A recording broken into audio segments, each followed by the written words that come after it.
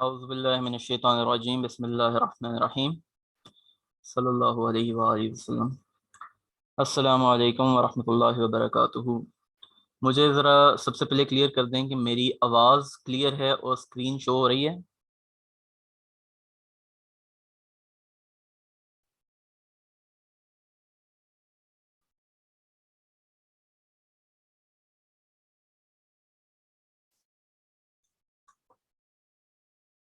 ये काफ़ी रिस्पॉन्स आ रहे हैं। अच्छा, ये Realme 9i जो हैं, ये प्लीज़ अपना नाम जो है, मैं एक मिनट ज़रा, हाँ, ये ज़रा बच्चे खुद को रीनेम कर लें जिनका अपना नाम नहीं है, क्योंकि अटेंडेंस का थोड़ा सा है। मैंने अटेंडेंस भी लगानी है साथ साथ, ताकि मैं देखूँ कि कौन कौन बच्चे हैं जो कि क्लास रेगुलर बेसिस पे अटेंड करते हैं।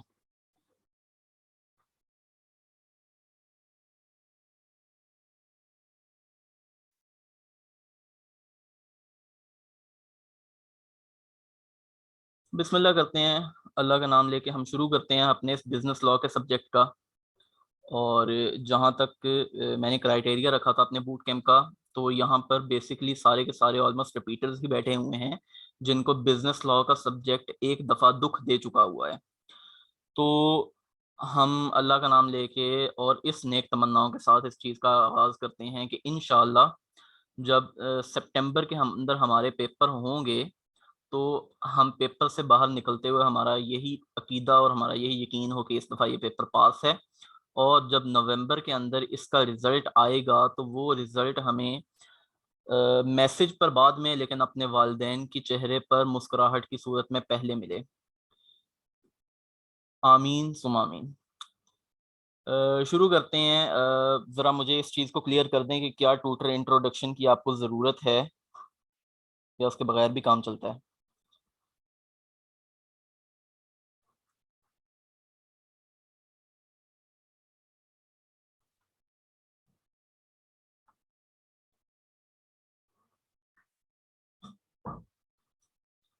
चलिए बिस्मिल्लाह करते हैं। हम लेक्चर से ही शुरू करते हैं। आपको कहते हैं, मैं अपना नाम बता के, आप, मेरा नाम तो आपको शायद पता ही हो, इनविटेशन पे भी लिखा हुआ है, बाकी सब कुछ इंशाल्लाह आपको लेक्चर के दौरान पता लग जाएगा। हम सीधा अपने सब्जेक्ट की तरफ आते हैं, जो कि हमारा बिजनेस लॉ है। ठीक है। अब मसला यहाँ पे कुछ इस तरह का आया है कि कैफ के अंदर before the recent attempt, spring 2022 के अटेम्प्ट से पहले सबसे बुरा रिजल्ट बिजनेस लॉ का हुआ करता था। ठीक है। इस दफा 45% रिजल्ट ला के कैफ में सबसे अच्छा रिजल्ट बनाने वाला ये सब्जेक्ट, मतलब इसके पीछे साइकी समझ नहीं आती, लेकिन यहाँ पे मैं आपको थोड़ा सा समझाने की कोशिश करता हूँ कि बिजनेस लॉ और कंपनी लॉ के अंदर, क्योंकि पहले सब्जेक्ट होता था बिजनेस लॉ का, जिसके अंदर पहला हिस्सा एम लॉ का हुआ करता था और दूसरा हिस्सा सी लॉ का हुआ करता था। अब मैं तो बुजुर्ग इंसान हूँ, मैंने वो बहुत पुराना सिलेबस भी पढ़ा है जब 27 चैप्टर्स हुआ करते थे, और मैंने वो वाला सिलेबस भी पढ़ा है जब 16 शायद चैप्टर्स हुआ करते थे। जब 27 चैप्टर्स होते थे, तो उसके अंदर से 18 चैप्टर्स जो थे वो एम लॉ के होते थे, और बाकी के चैप्टर्स जो हैं, जो कि आपके मेरे ख्याल से शायद 7 चैप्टर्स बनते हैं, 7 नहीं बनते, 9 चैप्टर्स आपके बनते हैं, वो हुआ करते थे आपके कंपनी लॉ के। अब जब ये साइकी होती थी कि यहाँ पे 18 है और यहाँ पे 9 है, तो फिर बच्चे कहते थे कि क्या ही जरूरत है हमें कि हम इसको याद करें, छोड़ देते थे। और कहते थे कि हमारे जब 50 नंबर का पेपर 9 चैप्टर्स के अंदर से आएगा, तो हम क्या करेंगे, हम इसको अच्छे से तैयार कर लेते हैं, इसको हम माड़ा मोटा कितने माठा सा तैयार कर लेते हैं, और हमारे पास 50 नंबर्स तो हो ही जाएंगे। और क्या होता था, कभी 13% रिजल्ट आ रहा है, कभी 16% रिजल्ट आ रहा है। तो ये तो हमें पता लग गया कि जब बच्चों ने ये वाली अप्रोच को अपनाना शुरू किया, तो उनका रिजल्ट बहुत बुरा आया, जिसके अंदर वो हमेशा से अब टिल स्प्रिंग 2022 अटेम्प्ट आई कैप के हमेशा से बिजनेस लॉ के बच्चों से दो गिले रहे हैं। एक, सिलेक्टिव स्टडी। बच्चे यही बात करता है आई कैप भी कि आप ये 9 चैप्टर्स तैयार कर लेते हैं, ये 18 चैप्टर्स आप छोड़ देते हैं। आप सिलेक्टिव स्टडी करते हैं, आप कंपनी लॉ को अच्छा तैयार करते हैं, मर्केंटाइल लॉ को आप तैयार नहीं करते, इस वजह से आप फेल हो जाते हैं। दूसरा गिला होता था सिनेरियो बेस्ड क्वेश्चंस। वो कहता था आपको ये अटेम्प्ट नहीं करने आते, ठीक है ना। अब देखें बच्चे कितने बच्चे जो हैं यहाँ पे तो इतने सिनेरियो बेस्ड क्वेश्चंस नहीं होते, यहाँ पे बड़े से बड़ा सिनेरियो वो बना भी दे तो उसके बाद अटेम्प्ट करने वाला जो आंसर होता है वो तो थ्योरी का क्वेश्चन होता है। सिनेरियो बेस्ड क्वेश्चंस कहाँ पे मसला करते थे, यहाँ पे। एम लॉ के अंदर वो सिनेरियो बेस्ड क्वेश्चंस को अटेम्प्ट ही नहीं थे कर सकते, क्योंकि सबसे बड़ा इशू क्या था, उनको तो इससे प्यार था ही नहीं। वो तो कहते थे कंपनी लॉ पढ़ेंगे तो उससे हम हो जाएंगे तैयार। फिर उसके बाद इनकलाब आया और यहाँ पे 16 चैप्टर्स हो गए। 16 चैप्टर्स हुए जिसके अंदर से 10 चैप्टर्स जो थे ये एम लॉ के थे और 6 चैप्टर्स जो थे ये सी लॉ के थे। टू नो सरप्राइज यही आई कप का दोबारा रिजल्ट इसी तरह का आ रहा था, बस इसके अंदर थोड़ा सा इंक्रीज आया, ये 27% तक जाने लग गया, जिसके अंदर आई कैप ने एक एडिशनल बात की कि इस दफा अच्छा रिजल्ट आने का जो वजह है वो एमसीक्यूज हैं, ठीक है ना। एमसीक्यूज आई कैप ने डाल दिए। आपको तो 15 नंबर के एमसीक्यूज आए हैं, इससे पहले आए एमसीक्यूज थे 30 मार्क्स के। ये थोड़े अटेम्प्ट्स के लिए 30 मार्क्स के एमसीक्यूज रहे हैं, उससे पहले एमसीक्यूज जब ये वाली स्कीम होती थी तो एमसीक्यूज नहीं होते थे। 100 नंबर का आपका रिटन पेपर होता था जो आपने देना होता था। अब जब एमसीक्यूज आए 30 नंबर के एमसीक्यूज, तो रिजल्ट बेहतर होना शुरू हुआ, लेकिन जो ये गिले थे आई कैप के स्टूडेंट्स के साथ ये तो वहीं रह गए, ठीक है ना। वो यही कहता था कि आपने यहाँ पे 6 चैप्टर्स हैं, यहाँ पे 10 चैप्टर्स हैं, बच्चे कहते थे ये तैयार कर लेते हैं 50 नंबर कवर हो जाएंगे, यहाँ से थोड़ा सा तैयार कर लेते हैं और हम ले लेंगे 50 नंबर तो ले ही लेंगे। फिर आई के अपने मसला यही बयान किया कि सिलेक्टिव स्टडी है, बच्चे इसको प्रेफर करते हैं सी लॉ को और सिनेरियो बेस्ड क्वेश्चंस को छोड़ देते हैं। मुझे बताएं ज्यादा मसला आपको आई कैप के लिहाज से बच्चों से किस बात से गिला है, एम लॉ से गिला था या सी लॉ से? जरा आप मुझे इस मेरी जो सारी कहानी मैंने आपको बताई है जरा मुझे बताएं, आई कैप को बच्चों की किस चीज से सेटिस्फेक्शन नहीं थी, सी लॉ या एम लॉ?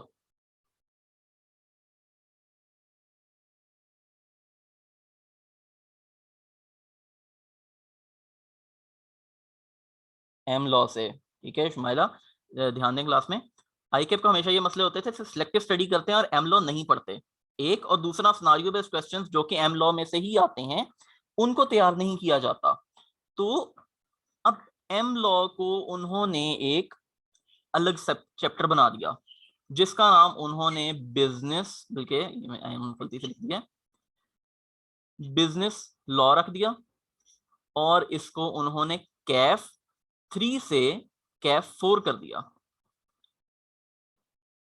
इसके अंदर इन्होंने रखे हैं 18 चैप्टर्स जिनको पास करना शदीद ही आसान है, लेकिन मसला अब कहाँ आ रहा है, मसला ये आ रहा है कि हमेशा से अगर बच्चों को फेल करवाने वाला एम लॉ था तो इस दफा उसी एम लॉ के पोर्शन से 45% रिजल्ट कैसे आया? इसके पीछे कुछ चीजों का हाथ है। सबसे पहली चीज ये है कि शायद जैसा बच्चे सोचते थे कि हम सी लॉ को तैयार करेंगे अच्छा तो वो नंबर दे देगा, शायद ये ऐसा नहीं था ओरिजिनली। बच्चे जो सोचते थे कि हम अगर पास हुए हैं तो सी लॉ की वजह से पास हुए हैं, शायद ऐसा नहीं था। शायद वो हमेशा एम लॉ की वजह से ही पास होते थे, लेकिन वो सोचते नहीं थे, वो इस चीज को समझते नहीं थे। क्यों? क्योंकि इस दफा सी लॉ का रिजल्ट बहुत बुरा आया है। आपको शायद इस बात का पता हो या शायद ना पता हो, सी लॉ का रिजल्ट बहुत बुरा आया है। अब इन दोनों का मोड ऑफ लर्निंग ये जमीन आसमान का फर्क है। ये कॉन्सेप्ट वाली चीज है, ये कॉन्सेप्ट वाली चीज नहीं है। मिसाल ले लें, मिसाल ले लें, क्या आप मुझे बता सकते हैं कि झूठ बोलना चाहिए कि नहीं बोलना चाहिए?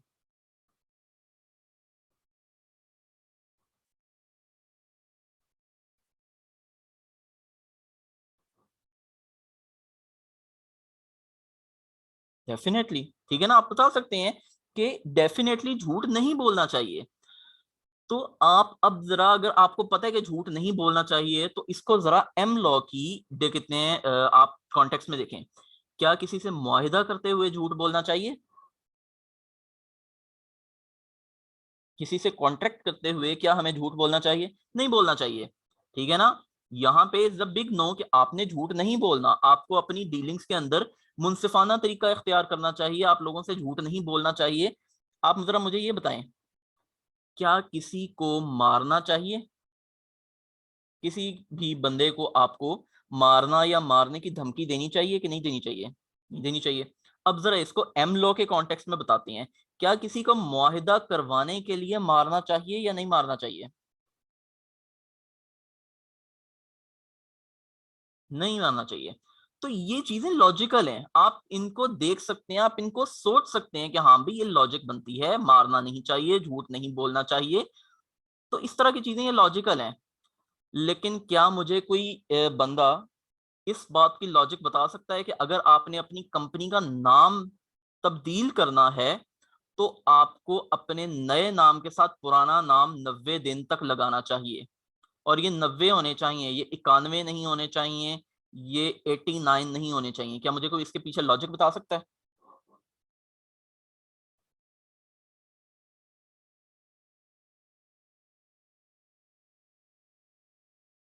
क्या आपको वैसे कोई समझ आती है कि इसकी क्या लॉजिक होगी कि 89 डेज भी नहीं, 91 डेज भी नहीं, 120 डेज भी नहीं, सिर्फ 90 डेज के लिए आपने लगाना है?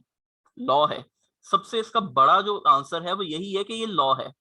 तो इस लॉ को आपको ऐसे ही क्रैम करना पड़ता है कि ये लॉ है तो लॉ है, तो ना, इस पे कोई आप सवाल नहीं कर सकते। यहाँ पे आपके पास बहुत लॉजिकल चीजें हैं, ठीक है ना? आपको हर चीज का समझ आ रही है कि अगर आपने कोई काम करना है तो आपने वो इस तरीके से ही करना होगा। तो यहाँ पे ये लॉजिकल लॉ है और यहाँ पे ये इलॉजिकल कहा जा सकता है। मुझे बहुत बुरा लगता है सी लॉ, मैं आपको खुले अल्फाज में अगर बताऊं, और वो इसी वजह से क्योंकि ये क्रैमिंग बहुत है, ठीक है ना? तो इस वजह से इसको पास करना रिलेटिवली ज्यादा आसान था। क्यों? क्योंकि जब बच्चों ने, अगर उनको सिनेरियो बेस्ड क्वेश्चंस नहीं भी करने आते थे तो बच्चों ने जो कुछ लिखा वो आई कैप को पसंद आ ही गया किसी तरीके से, और उन्होंने 15 मार्क्स के एमसीक्यूज और 85 नंबर का जो सब्जेक्टिव टाइप है वो करके किसी तरीके से आई कैप को परसुएड कर लिया कि हमें परमानेंट क्रेडिट दे दें, ठीक है? लेकिन अगर आई कैप ने ये परमानेंट क्रेडिट नहीं भी दिया किसी को तो इसका मतलब ये नहीं है कि वो शायद कोई बदनसीब लोग हैं, नहीं। देखें, हम इस्लाम को मानते हैं, हम इस चीज को यकीन रखते हैं कि हाँ भी जो होता है वो अच्छे के लिए होता है, और अगर किसी चीज का वक्त नहीं आया तो वो आपके जबान के ऊपर भी आ गई हो, तो अगर आपका वक्त नहीं है तो आपको वो नसीब नहीं होगी, ठीक है? तो इसलिए इस चीज को नहीं सोचना कि हाँ भाई शायद को हमारे अंदर कमी रह गई है, शायद हमारा ही नसीब कोई फूटा हुआ है, नहीं। आपका वक्त नहीं था पास होने का, तो अगर आप नहीं हो सके, और अगर यहाँ पे कोई फ्रेशर्स बैठे हुए हैं, वैसे तो मेरा नहीं ख्याल कि यहाँ पे कोई फ्रेशर बैठे होंगे, मैंने इस चीज को मेक श्योर किया था, लेकिन अगर यहाँ पे कोई फ्रेशर बैठे हुए हैं तो उन्होंने भी अपनी दिल में रखना है ये चीज कि सितंबर 2022 की अटेम्प्ट में जिस वक्त आप पेपर से बाहर निकलें तो आपको पता हो कि मेरा रिजल्ट पॉजिटिव है, मैं पास हूं, मुझे परमानेंट क्रेडिट मिलेगा। क्या आप खुद से ये तहैया करते हैं, खुद से अहद करते हैं कि मैं इतनी मेहनत करूंगा या इतनी मेहनत करूंगी कि जिस वक्त मैं पेपर से बाहर आऊं मेरा दिल मुतमईन हो? क्या आप ये खुद से अहद करते हैं? गुड। चलें, इसी अहद के साथ हम आज जरा सिलेबस की आउटलाइन को भी देखते हैं। वैसे तो यहाँ पे रिपीटर्स बैठे हुए हैं, ठीक है ना? आपको मेरे ख्याल से ये बताने की जरूरत नहीं है, लेकिन मैं आपको ये इसलिए बताना चाहता हूँ क्योंकि हो सकता है आपने पहले इस किताब से ना पढ़ा हो, आई कैप स्टडी टेक्स्ट से आपने ना पढ़ा हो, तो आप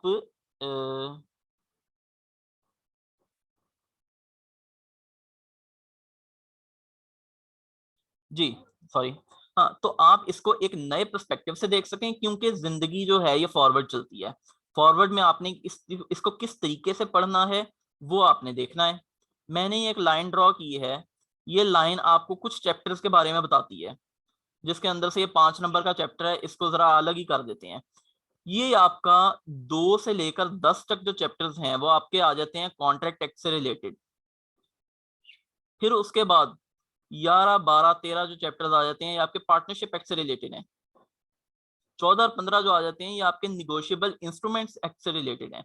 और ये हैं अदर लॉज जो आपके नए आए हैं।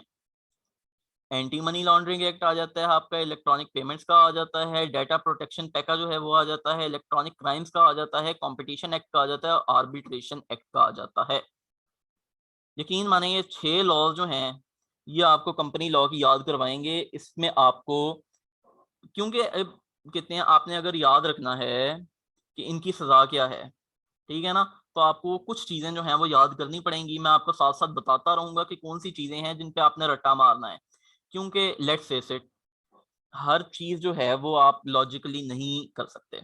जैसे फर्स्ट चैप्टर है इसमें कुछ चीजें लॉजिकल है, मोस्टली चीजें रट्टा है, तो आपको रट्टा लगाना ही पड़ेगा। लेकिन लकी फॉर यू हम वहां से शुरू करेंगे जहां से आपका इस सब्जेक्ट के लिए एक इंटरेस्ट डेवलप हो। तो हम यहाँ से शुरू करेंगे, चैप्टर 2 से शुरू करेंगे हम। फिर उसके बाद जब हम यहाँ कंटिजेंट कॉन्ट्रैक्ट तक आ जाएंगे तो will have a sufficient knowledge about what the subject is और हमने इसको किस तरीके से लेकर चलना है। फिर हम एक रिवर्स गियर लगा के चैप्टर 1 को करेंगे और यहाँ से हम फर्स्ट 5 चैप्टर्स को कंप्लीट कर लेंगे। और फिर उसके बाद हम यहाँ से रेगुलर रूटीन के साथ 6, 7, 8, 9, 10 और so on हम इस तरीके से करेंगे। क्या इसके अंदर किसी को कोई इशू या किसी को कोई मसला परेशानी या देख के पेट में दर्द शुरू हो गई हो?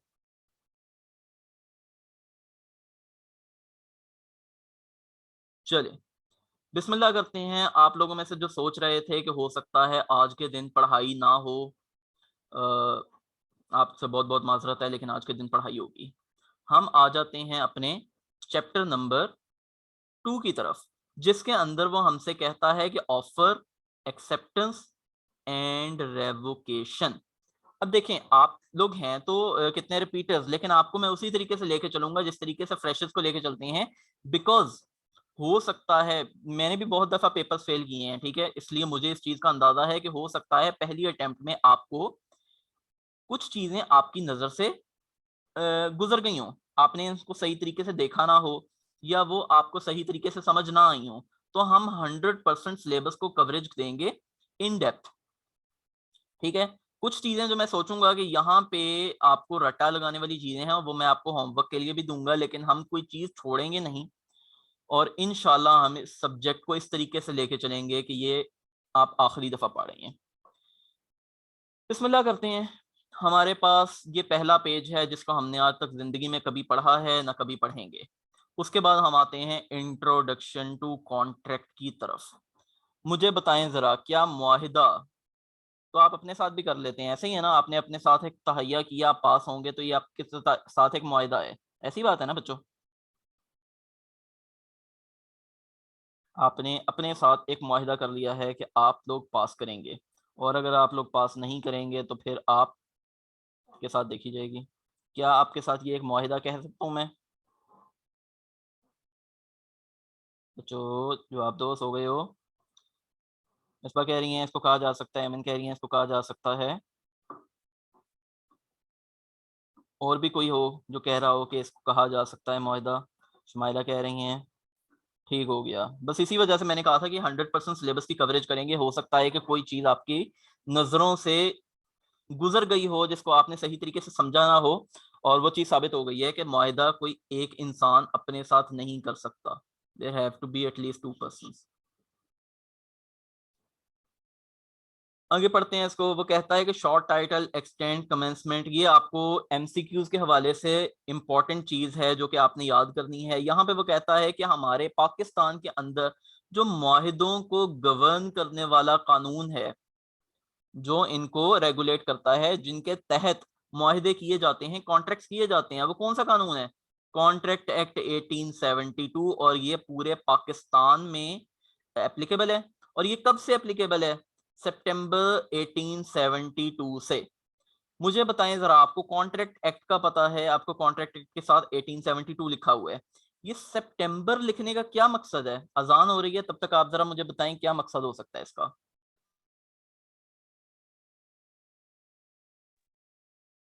जी, एक बच्चे ने कहा है कि 1 से ये लॉ बना है, उससे पहले नहीं था, ठीक है।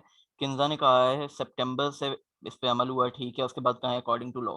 अच्छा, आपको सिनारियोज के अंदर कभी भी आई कैप के पास पेपर्स आप उठा के देख लें, कभी उसने आपसे सिनारियो में ये नहीं पूछा कि इनका कॉन्ट्रैक्ट हुआ था 1 अगस्त 1872 से, तो क्या इस पे कॉन्ट्रैक्ट एक्ट होगा कि नहीं, नहीं, कभी नहीं पूछा। तो इस सितंबर को आपके सिलेबस में डालने का सिर्फ एक मकसद है कि आप इसको छोड़ दें और 1 नंबर का वो एमसीक्यू बना दे और आप उसको छोड़ आए, ठीक है ना। और फिर आपको पता है कि 50 और 49 के अंदर, जरा मुझे ये बताएं आप सब, क्योंकि आप सब अब एक्सपीरियंस बच्चे हैं, 49 और 50 के दरमियान कितना डिफरेंस होता है?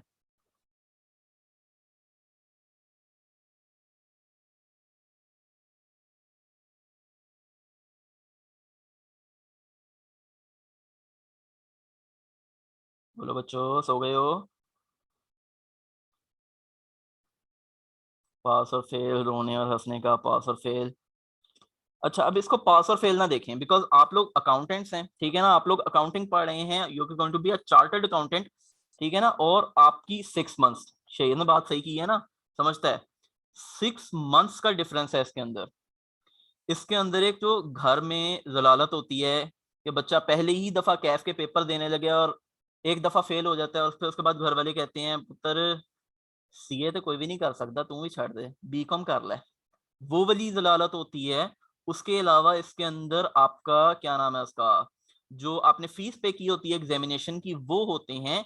और फिर अगर आप कोई पोस्ट बैच लेते हैं, ठीक है ना, एक दफा फेल होने के बाद आपको लगता है कि हाँ भाई there was something wrong with me, तो आप एक पोस्ट बैच लेते हैं, उस पोस्ट बैच की फीस, और मैं यहाँ पे ऑफिशियली तो नहीं कहूंगा, लेकिन फिर आपको पता है कि एजुकेशन इंस्टीट्यूट जिनके हाथ बच्चे लग जाए वो क्या क्या कुछ करते हैं। तो ये सारी चीजें आपके 49 और 50 के दरमियान का डिफरेंस है। और ये मैं आज इसलिए बात कर रहा हूँ बिकॉज इस दफा ये भी देखा गया कि आई कैप ने 49 पे बच्चे फेल किए हैं, और लॉ के बच्चे फेल किए हैं। क्यों? क्योंकि हर बच्चे को तो नहीं पास किया जा सकता। ये 49 पे वो बच्चे फेल हैं, 45 से अबव वो बच्चे फेल होते हैं जो एज पे थे और आई कैप ने एज से धक्का दे दिया उन्हें, ठीक है ना। अब हर कोई अगर करने लग गया, कैफ करने लग गया, तो इतनी तो फर्म्स भी नहीं है जितने बच्चे क्वालिफाई करना शुरू कर देंगे। आर्टिकल्स कितने को देंगे? एक जो चार्टर्ड अकाउंटेंट होता है उसके अंदर एक लिमिटेड नंबर होते हैं कि वो इतने आर्टिकल के ट्रेनी अपने अंडर ले सकता है।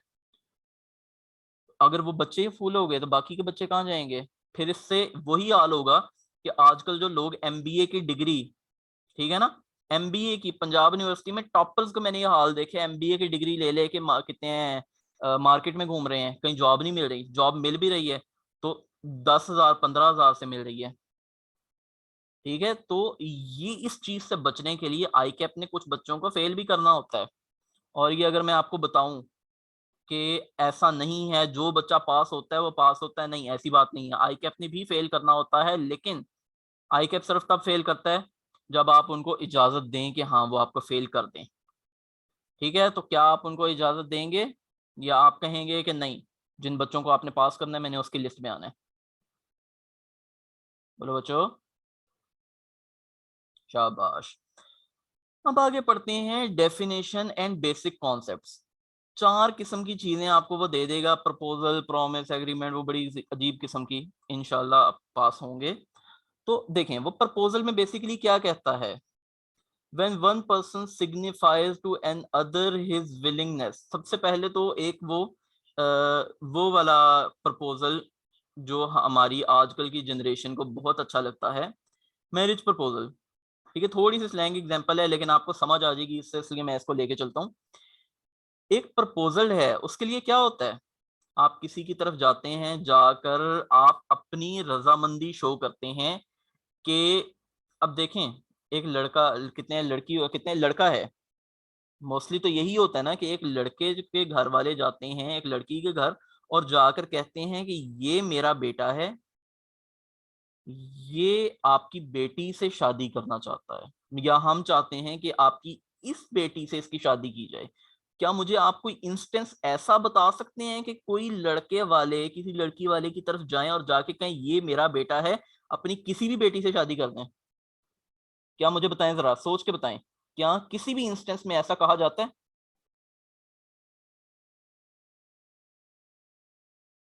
नहीं कहा जाता। इससे आपको एक बात क्लियर हो जानी चाहिए कि जो प्रपोजल भेज रहा है अपनी चीज भी वही सिलेक्ट कर रहा है, दूसरे की चीज भी वही सिलेक्ट कर रहा है।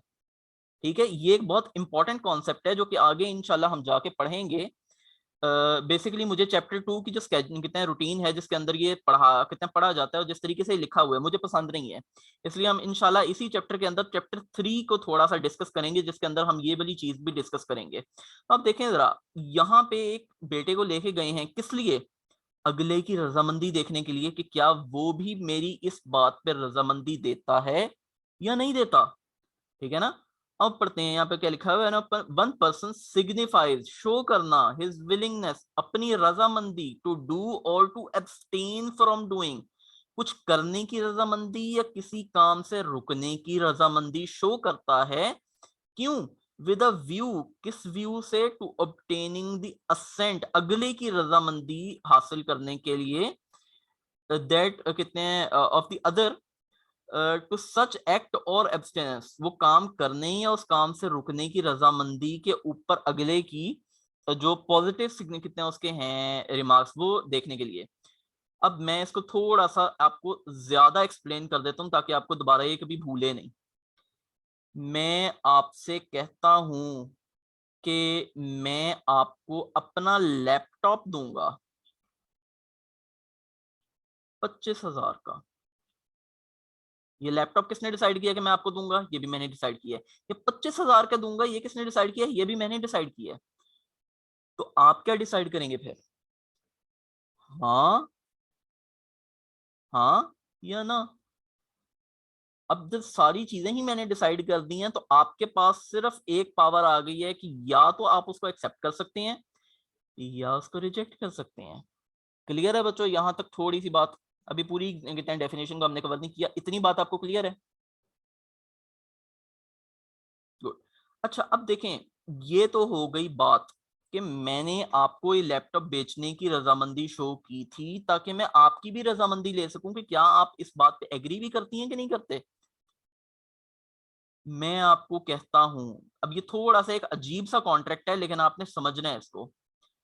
मैं आपसे कॉन्ट्रैक्ट करता हूं कि मैं ये जॉब नहीं करूंगा और उसके बदले आप मुझे, यहाँ पे लिख देता हूं मैं, नो जॉब, और उसके बदले आप मुझे देंगे, मैं 25,000, 25,000 ही कर लेते हैं। मैं जॉब नहीं करूंगा और उसके बदले आप मुझे 25,000 देंगे। पहली एग्जांपल जो थी वो विलिंगनेस टू डू था, मैं आपको लैपटॉप दे रहा था। अब यहाँ पे मैं कोई काम नहीं, घर में वेला बैठने के 25,000 ले रहा हूँ। क्या आप मुझे खुद से सोच के 10 सेकंड, बल्कि आपको मैं 25 सेकंड देता हूँ, आप मुझे कोई इसकी एग्जाम्पल सोच के मुझे बताएं कि इसकी क्या एग्जाम्पल होगी कि बंदा कोई काम ना करने के पैसे ले रहा हो। सोचें।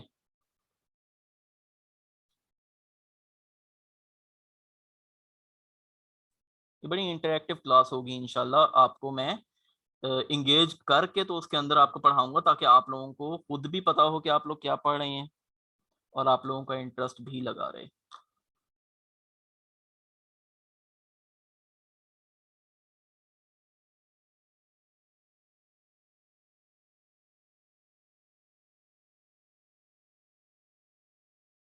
या अगर कोई एग्जाम्पल नहीं जहन में आती तो एक एन लिख के भेज दें। इस बार फेल नहीं होना तो 20,000 दूंगा। क्या बात की है शुमाइला आपने। किसी से डेट लिया हो और वापस करने के बाद उनके टाइम पे वापस ना करे तो क्रेडिटर को सू करने से रोकने के लिए क्या अगर कोई इंसान,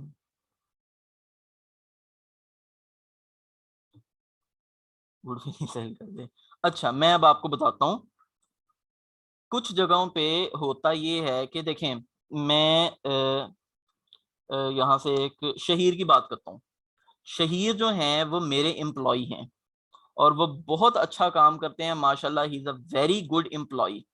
और मुझे पता है कि ये जब तक मेरे साथ होंगे मेरा बिजनेस बूम करेगा, मेरा बिजनेस बहुत अच्छा चलता रहेगा।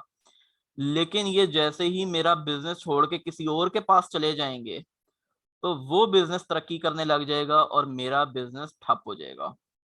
क्या ऐसा होता है? कोई ऐसे भी एम्प्लॉयज होते हैं जिनकी वजह से ही पूरा इंस्टीट्यूट चल रहा हो। मतलब एक एग्जांपल तो बड़ी है मेरे पास अपने आई कैप की, एक इंस्टीट्यूट की, सीए इंस्टीट्यूट की, लेकिन मैं वो दूंगा नहीं फॉर रीजंस, आप समझ तो गए होंगे वैसे।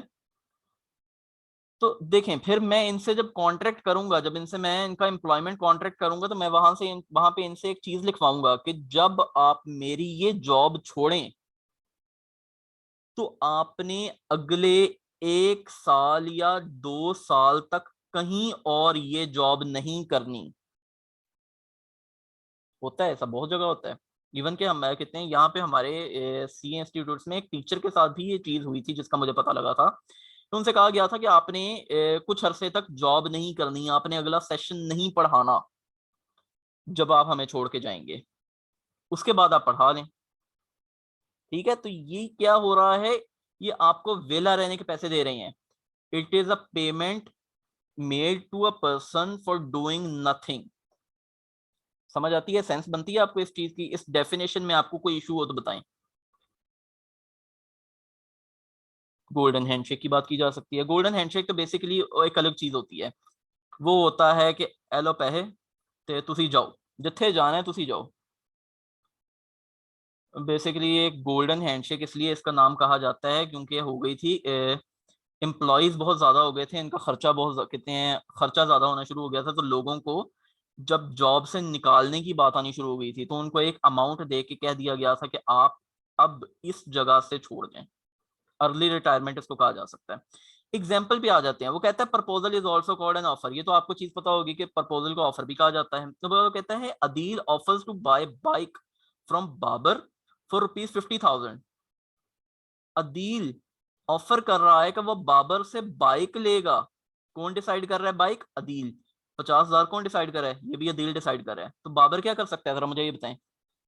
इस केस में जब अदील ने ही दोनों चीजें बता दी हैं कि मैंने बाइक ही लेनी है और मैंने लेनी भी 50,000 की है, तो बाबर के पास क्या राइट्स हैं?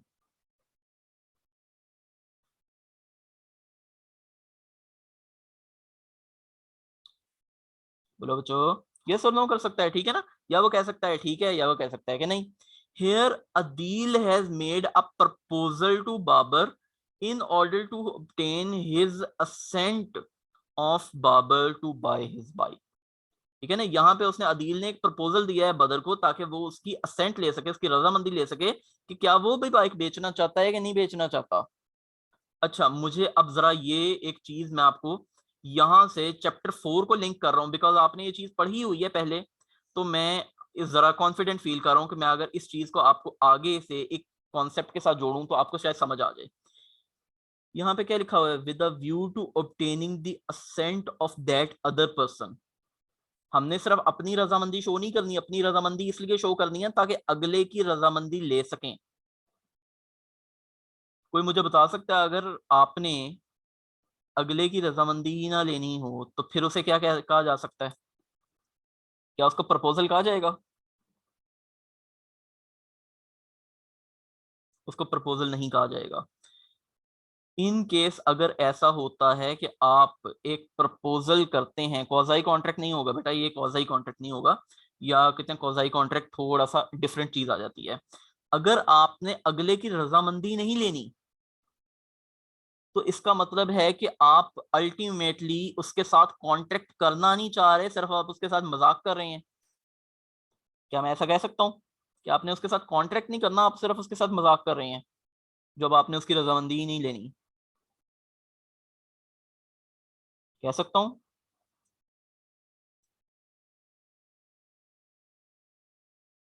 कह सकता हूँ। इसको मैं चैप्टर 4 के साथ अगर जोड़ूं तो इसको हम फ्रॉड के जुमरे में दिला सकते हैं, क्योंकि वो यही चीज थी कि आप किसी को ऑफर दें लेकिन आपका निभाने का कोई इंटेंशन ही ना हो, आपकी कितने आपकी नियत ही ना हो कि आपने वो कॉन्ट्रैक्ट पूरा करना है। तो इसका मतलब है कि आप उसके साथ उसकी असेंट नहीं ले रहे बेसिकली। खैर, ये मार्फत की बातें हैं, इंशाल्लाह हम इनको अगले लेक्चर्स के अंदर पढ़ेंगे। हम यहाँ पे आ जाते हैं प्रॉमिस पे। ऑफर समझ आ गई है आपको बच्चों? ऑफर समझ आ गई है?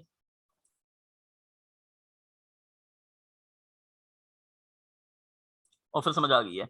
ये जो है आपका सेशन, ये बेसिकली खत्म होने वाला है क्योंकि फ्री अकाउंट है, 40 मिनट की रिकॉर्ड कितने हैं क्लास होती है।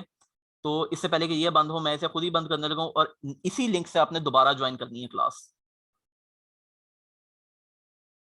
चलिए जी स्टार्ट करें।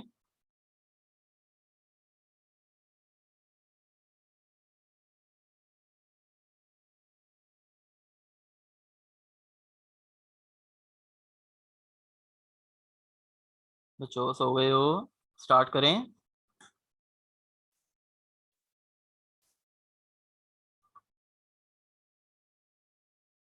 चलें। अच्छा, अब आपको ऑफर समझ आ गई है, तो अब जब जिसको ऑफर की गई है वो कहते हैं कि हाँ भाई ठीक है, तो इसका मतलब है ये दोनों के दरमियान एक प्रॉमिस हो गया है। देखते हैं यहाँ पे कॉन्ट्रैक्ट टैक्टिक्स ने इसने इसको किस तरीके से बयान किया है। वो कहते हैं कि when a person to whom the proposal is made, person वो वाला इंसान, टू whom जिसको प्रपोजल इज मेड, जिसको ऑफर की गई थी, जिसको प्रपोजल दिया गया था, सिग्निफाइज दिखाता है क्या, हिज असेंट टू इट, अपनी रजामंदी दिखा देता है। जिसको आपने ऑफर की थी वो बंदा अपनी रजामंदी अगर दिखा देता है, जब दिखा देता है, ठीक है ना, अगर नहीं जब दिखा देता है, the proposal is said to be accepted, तो ये समझा जाएगा कि प्रपोजल जो है वो एक्सेप्ट हो गया है। और जब एक प्रपोजल एक्सेप्ट हो जाए तो वो प्रॉमिस बन जाता है। ठीक है, ये उन्होंने ये ग्राफिक, ये डायग्रामेटिकली इसको एक्सप्लेन कर दिया कि प्रपोजल है, प्रपोजल के अंदर जिस वक्त एक्सेप्टेंस का एलिमेंट आ जाता है तो वो प्रॉमिस बन जाता है। किसी बच्चे को इसके अंदर कोई टेंशन, कोई परेशानी, कोई मसला, कोई पेट में दर्द होनी शुरू हो गई हो ये डेफिनेशन सुन के?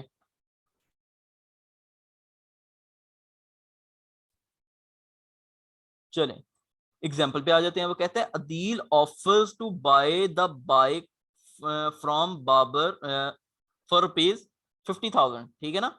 अब अदील ने ऑफर की है, अदील ने ही बाइक को चुना है, अदील ने ही ये 50,000 चुने हैं, तो बाबर क्या कर सकता था, यस और नो।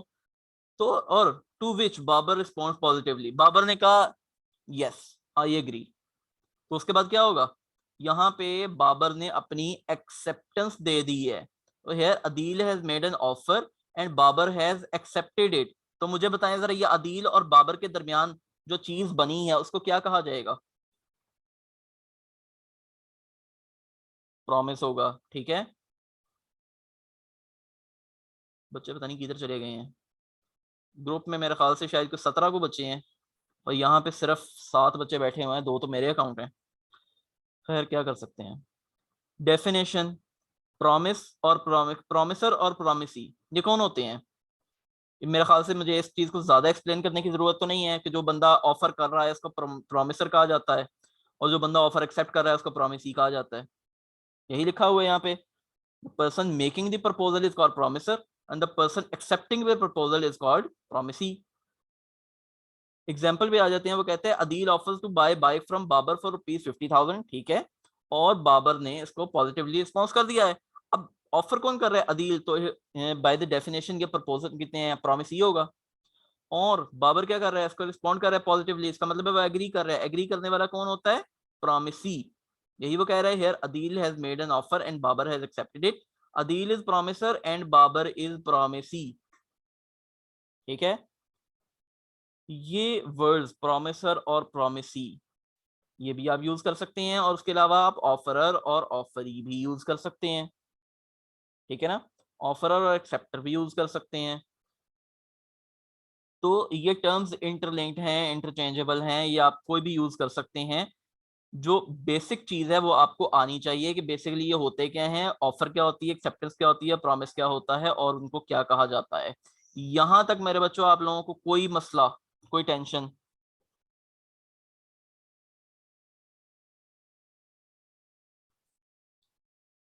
चलें आगे चलते हैं।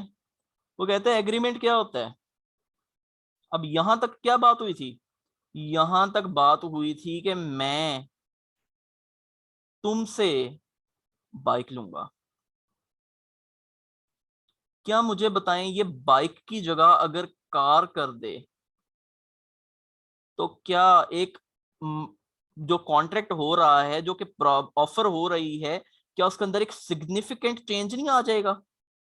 ये 2 पहियों वाली चीज है, ये 4 पहियों वाली चीज है, ये बिल्कुल ओपन होती है, ये आपकी थोड़ी चेंज होती है, कवर्ड होती है चीज, तो बिल्कुल ही एक चेंज आ जाएगी चीज में, ठीक है ना। तो इसका मतलब है कि ये चीज ज्यादा इंपॉर्टेंट है। ये बेचनी कितने की है? 50,000 की। क्या मुझे बताएं, बार्गेनिंग हो सकती है? एक नॉर्मल अगर कितने आप सिचुएशन सोचें तो मुझे बताएं आप। ज्यादातर बच्चे यहाँ पे बैठे हुए हैं, खवातीन बैठी हुई हैं, चलें खवातीन से मैं एक सवाल करता हूँ, बिकॉज मैंने कितने हैं खवातीन की शॉपिंग बहुत ज्यादा की है कुछ अर्से पहले, बड़ी बहन की मेरी शादी हुई थी। तो जरा मुझे बताएं, आप लेने जाती हैं शिफॉन का दुपट्टा, आप वहां पे ये बार्गेनिंग करेंगी कि हाँ भी मुझे शिफॉन का चाहिए या लॉन का चाहिए, या आप ये बार्गेनिंग करेंगी कि इतने में चाहिए या इतने में चाहिए? पैसों पे बार्गेनिंग करेंगी या मटेरियल मटेरियल पे बार्गेनिंग करेंगी?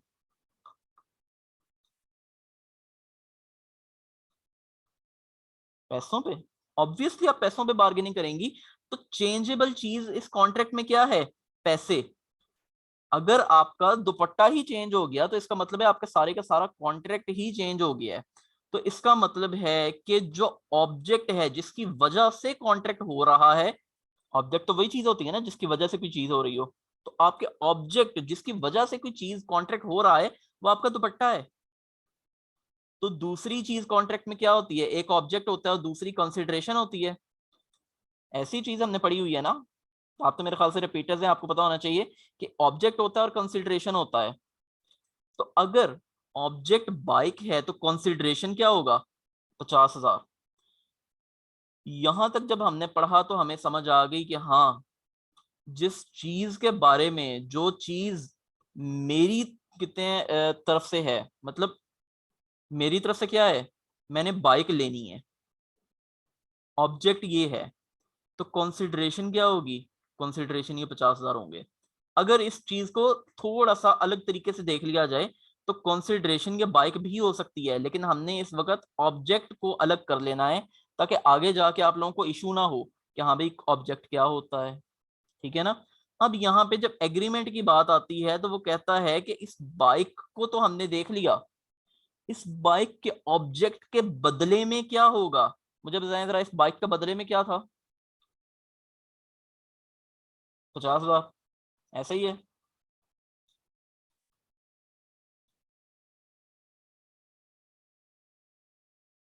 ऐसा ही है ना बच्चों? सो गए हो बच्चों? ऐद की यहाँ सो